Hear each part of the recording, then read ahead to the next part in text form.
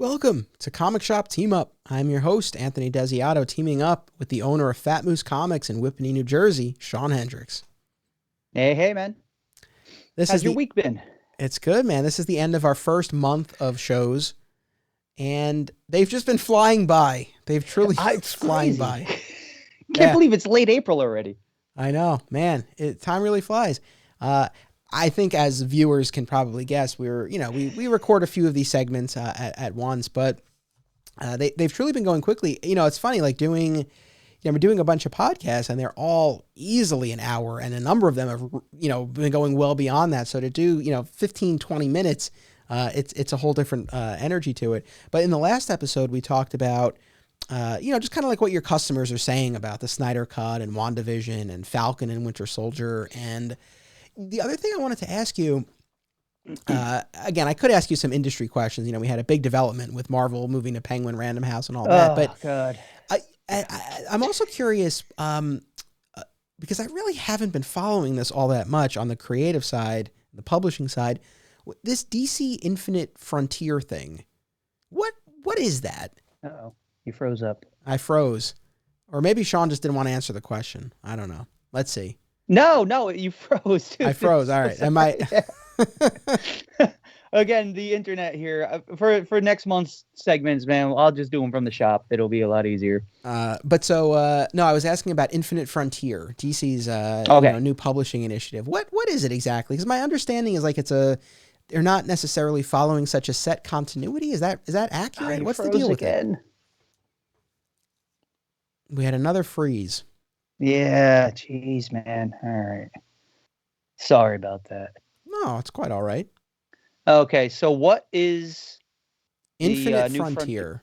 Infinite Frontier.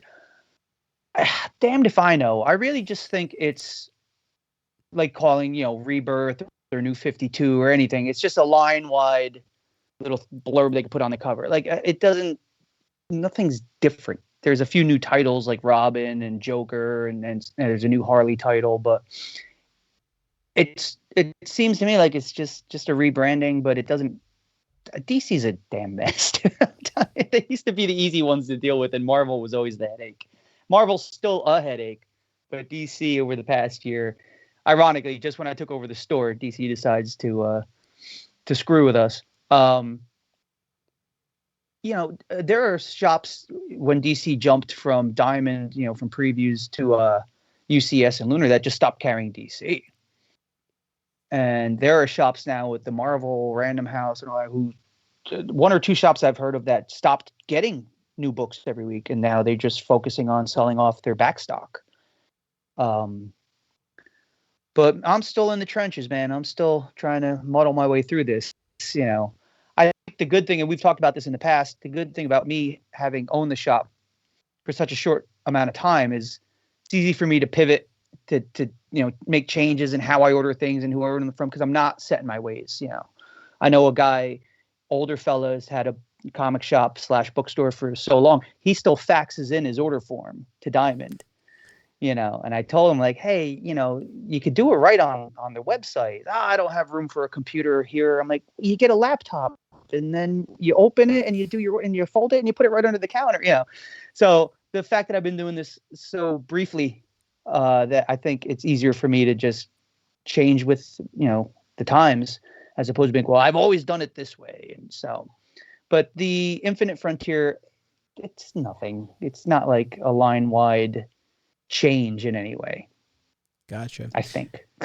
No, but that's a really good point. It's like, on the one hand, as we've discussed, right? Like, I know it was tough taking over the store right before all of this went down, but at the same time, it's like, yeah, you weren't, because we know plenty of retail. I mean, I worked for a retailer, and as did you, right? Who had decades under their belt, and it's like you get burnt out. It wears you down, and so the fact that you didn't have all of that baggage, I think really was ultimately a positive. That definitely was an advantage. So that's good to hear. Now, again, this whole business about Marvel switching to Penguin Random House. You have the Diamond point of sale system, right? Or no?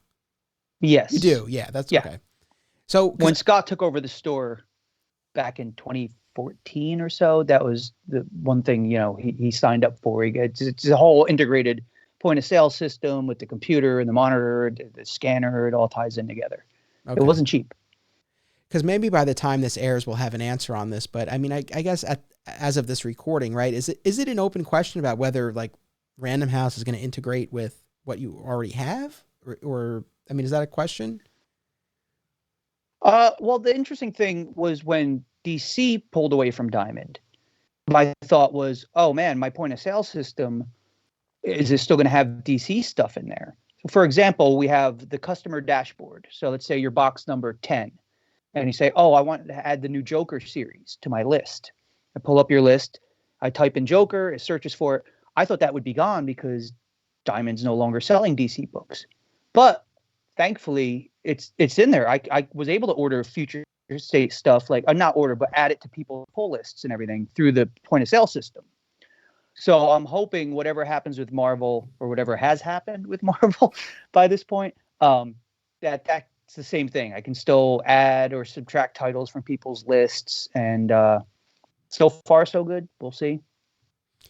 All right. Well, yeah, I hope it all goes smoothly. I know, and we've talked about this too, but I know, people are real quick to want to call a time of death on the comics industry. It's like anytime something like this happens, it's like, that's it. You see all the headlines and stuff. And I actually there was someone who had interviewed me for, about the documentary, one of the sites that I had done an interview with, and the writer reached out to me over Instagram and was like, what do you think? Like, do you think the stores will survive? And I was like, yeah, like they're pretty resilient, and I think you see that in numerous forms. Again, not all stores have, obviously, and that's a sad thing. But I mean, I think overall stores, and this was obviously, as you well know, like a big theme in the documentary is like there's this ability to, like you said, pivot and find ways to deal with these things. So, but I do hope everything goes smoothly for you at Fat Moose. Well, it's such a small operation, that I can kind of do whatever I want. And my customers, my regulars know that I'm still pretty much, winging a lot of it. I'm not proud. I'll never pretend I know it all. I'll never be like, no. I'll tell somebody flat out, like, I don't understand this. Can you help me with it? Like, I will never act like, I will admit when I don't know how to do something. If I know somebody who does know how to do that, I will implore them, can you help me with this? Like, I don't know how to do this thing. And people respond to that. Instead of being, I got it. I don't got it. This stuff I don't know how to do. And, I reach out to Elon, the original Fat Moose. Sometimes if I have a question, I'll reach out to Scott, who owned the store for a couple of years back in 2014 to 2016, I believe.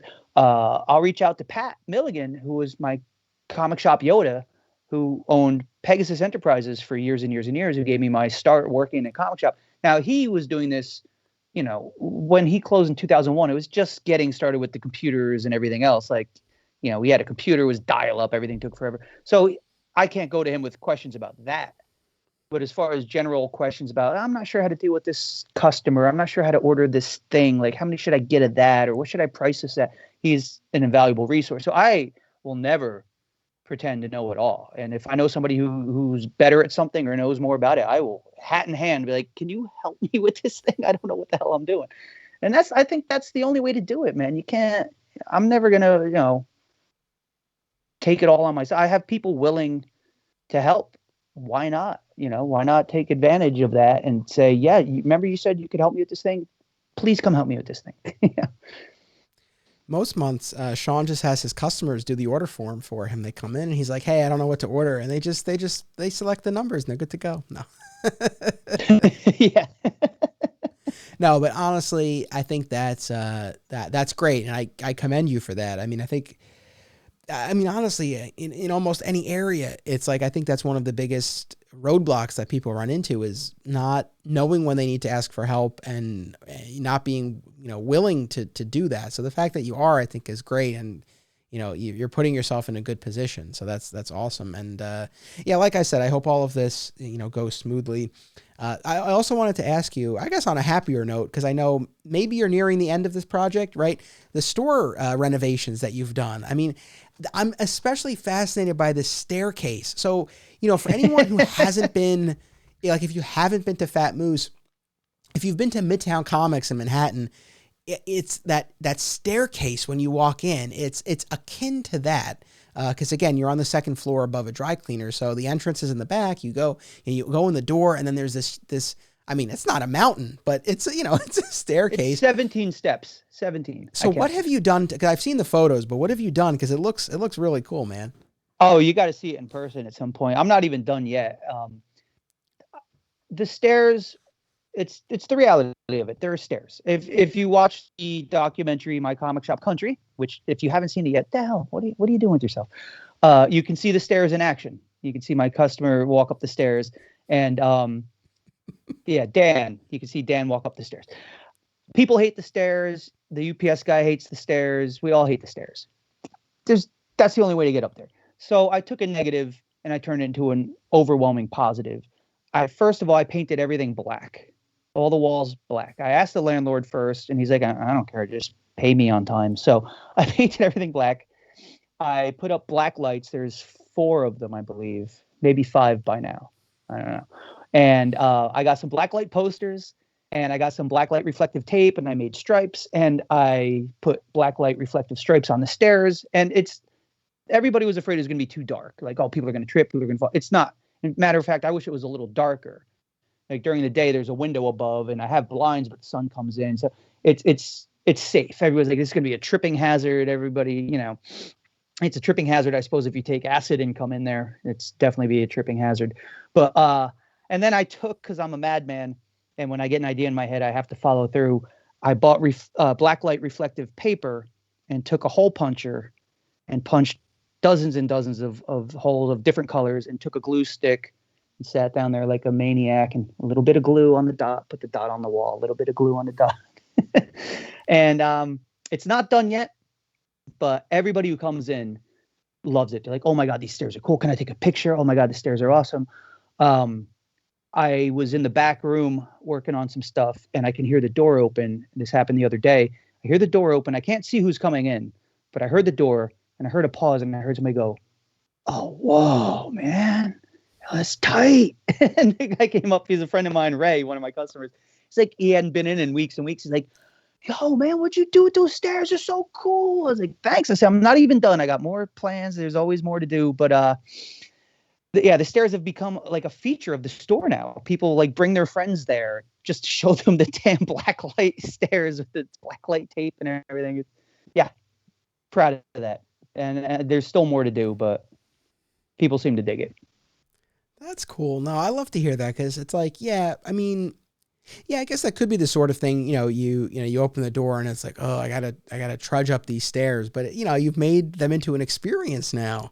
That's very cool. Yeah, it's my dad was like, oh, you should get like strobe lights and a smoke machine. I'm like, I don't want people to break their damn neck on the way up or down the stairs. You can't, He's like, oh, you could dangle some mirrors from the ceiling. I'm like, dude, I don't want to give somebody a seizure. Like, there's only so far you can go with this before it becomes hazardous. Because trust me, yeah, if I wasn't worried about a lawsuit, it'd be like Willy Wonka's tunnel. You'd be going through and just see all this crazy crap. But I don't want to scare people away.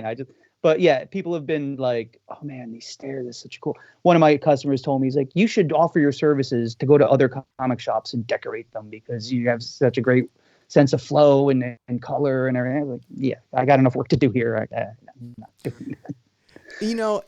It's funny you say that, because one of the people I interviewed for the documentary is a friend, and he suggested, like, very strongly, he was like, like, you should basically, he didn't use these words, but basically be a comic shop consultant. It's like, you should go around and stores will hire, because, you've been to all of these stores, right? Like, you've seen, what's going on at all of these places. You could probably offer some insight, some advice.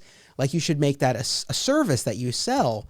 And I was like, I was like, I think you might be giving me too much credit, but also freeze. Oh, we had another freeze. All right.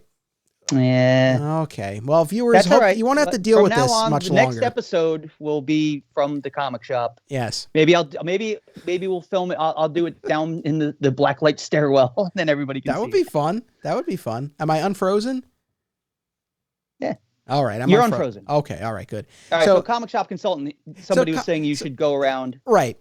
And I said, you might be giving me too much credit, but also I was like, I feel like I do have a good sense of a lot of these retailers, and I was like, I don't think they'll pay me. It's not even that they won't pay, but it's right. Like, I don't think, I don't know how welcome that would be. Like if I showed up at a shop or I reached out to them and I was like, hey, I know how you can fix your business. And for the low rate of whatever, Yeah.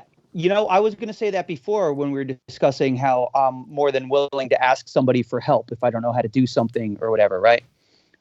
The flip side of that is I don't like when somebody goes, you know what you should do? That whole like, oh, you know what you ought to do? What's the name of the comic shop you own? Why don't you do that there? Like unsolicited advice can be, vexing. Exactly. You know what I mean? Yeah. So it's like, I appreciate the vote of confidence, but I don't know that it would fly. Yeah, like somebody who has no idea the work I have to do to be like, oh, you should do this. I'm like, oh, yeah, you should recarpet the place. Oh, absolutely. I'll get right on that. Let me just reach out to the magic free carpet guy and get my carpet. But as you're walking up the stairs, there was a door that led into it's a storage room basically. And I was just painting. It was just a plain dark brown door, and I was painting it to the purple and the green to match everything. And one of my customers, Tom Hunter, hey Tom, if he's watching, he goes, you could buy chalkboard paint and paint that whole door like a chalkboard, and then you could put the new releases of the week on there. And because my first thought was I could just get a dry erase board and do that. But he said, yeah, chalkboard's cooler. It's more retro. And I'm like, dude, chalkboard. And so I went out and I bought chalkboard paint and I painted the whole door. And now every week, on a Tuesday evening, I got multicolored chalk. My penmanship sucks, but what can you do? And I'll put up new this week, this and that. I'll put number ones, a Joker number one or whatever number one. And sometimes I'll put a kicky little thing at the bottom or a little drawing. And there's a doorknob in the middle. So that my first week that I did it, I just wrote doorknob and put an arrow to the doorknob. And everybody seemed to get a kick out of that. It was stupid, but so I decided that every week I will put the word doorknob in a different language. So we did English the first week. We did Spanish. We did French. Did German, Russian. It's going to get tricky as I run out of languages when I have to do like Sanskrit or something or hieroglyphs of some sort. But people seem to love just the fact that I'm like just pointing out like, oh yeah, doorknob. I know it's stupid. It's dumb. And it works. You can go fictional too. I mean, there's Kryptonese and my God. Yeah, you can really have fun with that. Yeah, what's the Star Wars language? Albash or Orbash? I forget. I don't know. I think I would know that, but well, but no, that's cool. I look forward to seeing it in person because I've seen the photos and it looks really cool. And again, I'm glad that you took, what could be seen as a negative, like, oh, I got to climb up all these stairs, and you turned it into something cool. So I think that's awesome. Yeah, that's what I do. But speaking of you coming to the shop, once we're all safe, do you still want to do your Fat Moose ride along? Yeah, I mean, it would still be fun. We had talked about this, like basically, yeah, me working with you at the store, not like 7 days in a row, but we would break it up. But basically, like I would work a Wednesday with you, a Thursday with you, a Friday, something like that, or at least a Wednesday. I mean, at least a Tuesday and a Wednesday, like a Tuesday and a Wednesday, right? Yeah. So you could have the experience of open up those diamond boxes and counting in the stock and everything, and then a Wednesday, even if it's a week or two later. You and I were very good at time travel. We do all these little time jumps. So just coming on a Wednesday, I can show you the nuts and bolts of the POS, and you just hang out. And it would be a treat for my customers too, because so many of them are fans of your work, of the podcasts and the movies. For them to come, I wouldn't even tell anybody you're going to be there that week, just for them to come in and be like, holy crap, Anthony's here. This is so cool, That would be fun. No, I think, once we're finally like fully past all of this. No, I think that really would be a lot of fun because, I mean, when I mention this to you, it's like for as much time as I've spent in all of these stores, it hasn't been behind the counter. Like it hasn't been unpacking the boxes. And I do, you know, I mean, as you know, I look back on that time at alternate realities so fondly, and it's like, yeah, it would be fun. I think at least for a week, you know, I think it would be a lot of fun to have that experience again. So we'll circle back to that. But in the meantime, I think that'll do it for us on episode 4 of Comic Shop Team Up. Thank you, Shawn. Thank you to everyone who's been watching. We'll be back next week. And until then, don't call on a Wednesday.